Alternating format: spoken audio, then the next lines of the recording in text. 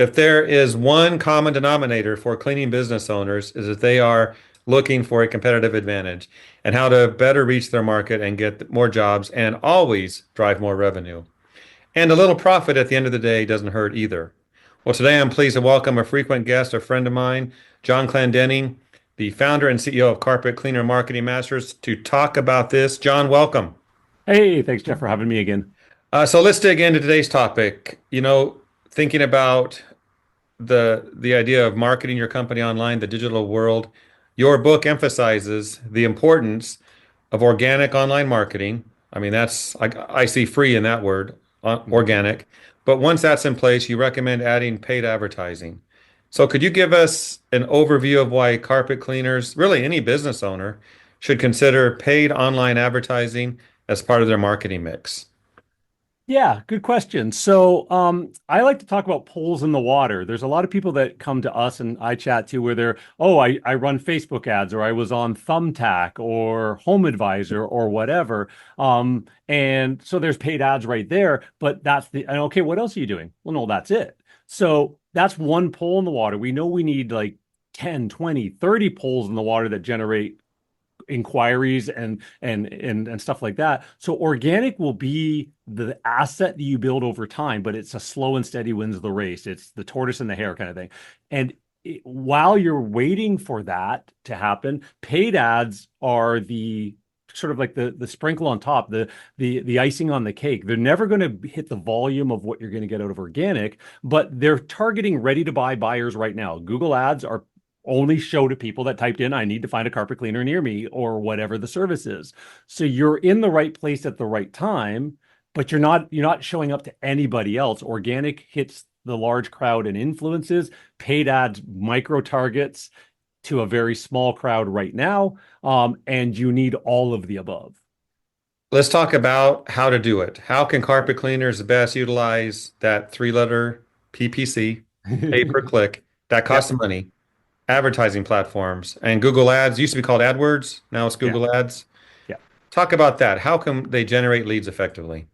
Okay, so it is a very data centric game. So you need to understand data. You do not turn on the smart ads and just let Google figure it out. Google has figured out how to take your money and they're really good at it.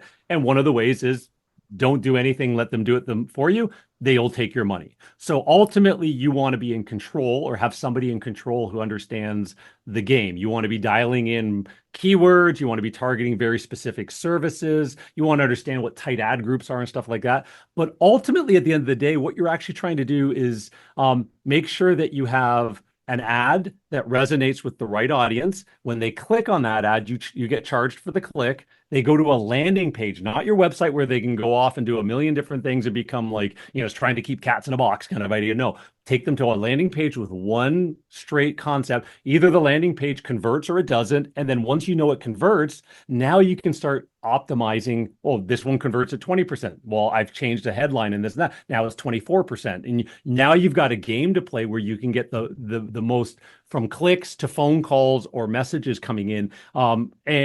And then the holy grail of any marketing is don't expect a one and done. If you are running ads in any way, shape, or form, whether it's the old days that you and I used to run postcards and flyers and all that kind of stuff, and still some of that still works today. Do you have a follow-up plan? Because when somebody reaches out to you, they might not be ready to buy now. You've just piqued their interest. That's Chet Holmes, the secret sales machine or whatever it's called, 101. There's only 3% ready to buy, 7% of the marketplace that's interested in thinking, and another full 30% that's willing to hear your message.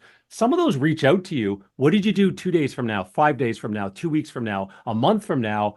If they didn't say yes, are you chasing them down? And just with good, honest content. If you don't have a plan in place for lead nurture, then your paid ads are going to be weak. You might only land 2 out of 10 inquiries right now, but the other five to make it 7 out of 10 are going to come down the road if you stay in touch with them. So you better have a good follow-up plan, at least a call the next day and 3 days later. But I say it should go on perpetually forever. You have that in place. Paid ads can be your, another hole in the water that becomes its own golden goose as well.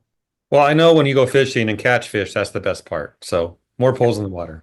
exactly. So Some watching our program, John, might be like, I don't really want to do Google Ads. What about platforms like Facebook and Instagram? Can some of this tie into that? Yeah, so there's a lot of and I don't mean to be rude, I call them bro marketers. They kind of went through a marketing course by somebody and decided, "Oh, I know how to do Facebook ads. I'm going to sell it to everybody." What they quickly realize is you have to be a commodity to sell on Facebook. You have to be the lowest priced cell phone case, the lowest priced carpet cleaner, if you're trying to get volume of leads to keep your business running. And that might have worked 3, 4, 5 years ago. I'm noticing it, like everybody's noticing it's tapering off as well, because people don't go to Facebook to um, find a carpet cleaner. Like again, they'll go to Google, they'll ask their friends, they'll call a carpet store, a flooring store, whatever, interior designer, made whatever. So they're going to ask around or they're going to search that way. On Facebook, what you're trying to do is jump into a social conversation. So if you realize that you're not going to get a 3 to 1, 4 to 1 ROI from your ads, what you're trying to do is build brand awareness, name awareness, and become an authority in your marketplace at break even. It's like a rental property. If you can buy a piece of property, the tenants pay the mortgage, you get the equity over time, but it didn't cost you anything, but you're not making money every month. It's just neutral. If you can think of Facebook and Instagram as let's get a ton of awareness from my ideal audience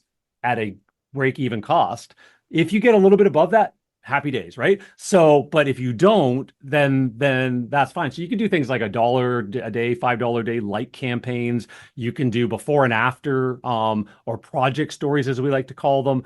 Post them out on your own personal social. Any ones that hit that people go, oh my God, that was an amazing way you got that pet urine out or did whatever. Just do like what again